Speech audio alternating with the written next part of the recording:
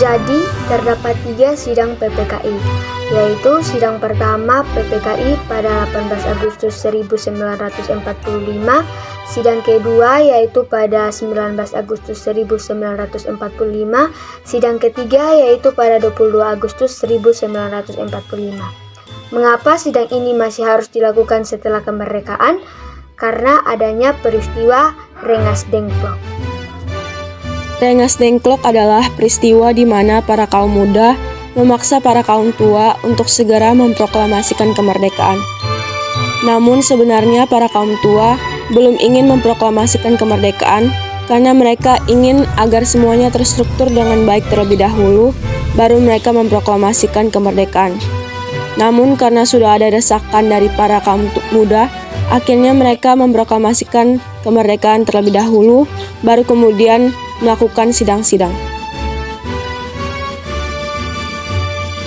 Yang pertama adalah dibentuknya Komite Nasional KNIP atau Komisi Nasional Indonesia Pusat yang adalah badan pembantu presiden. Dibentuk pada tanggal 29 Agustus 1945 di Gedung Pasar Baru, Jakarta. Saat itu dilantik 137 anggota KNIP secara resmi, terdiri dari golongan muda dan masyarakat dari berbagai daerah. Tugas KNIP pada awal kemerdekaan adalah membantu tugas kepresidenan. 2. Dibentuknya PNI. Partai Nasional Indonesia atau PNI adalah partai politik nasionalis di Indonesia yang didirikan pada tahun 1927. Tujuan adanya organisasi ini adalah kemandirian ekonomi dan politik untuk Kepulauan Indonesia. PNI sendiri dibentuk dan didasarkan pada gagasan untuk tidak bekerja sama dengan pemerintah Hindia Belanda. Partai Nasional Indonesia didirikan oleh kaum muda terpelajar yang dipimpin oleh Insinyur Soekarno pada tanggal 4 Juli 1927 di Bandung. Partai Nasional Indonesia awalnya ditujukan sebagai satu-satunya partai di Indonesia dengan tujuan agar dapat mewujudkan negara kesatuan Republik Indonesia yang berdaulat, adil, dan makmur berdasarkan kedaulatan rakyat.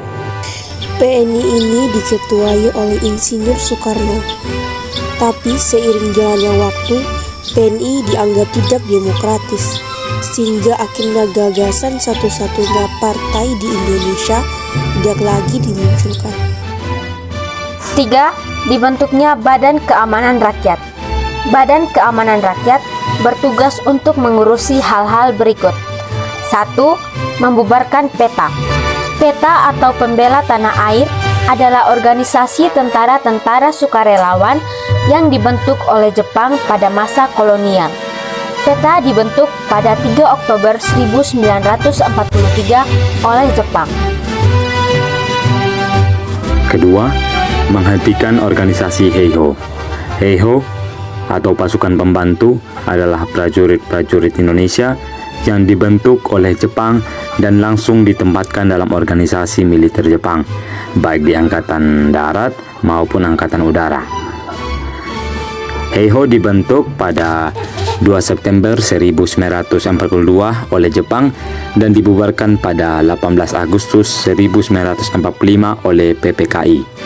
Pada saat dibubarkan, Heiho, sebagian anggota Heiho dialihkan menjadi anggota BKR atau Badan Keamanan Rakyat. Yang ketiga, membentuk tentara.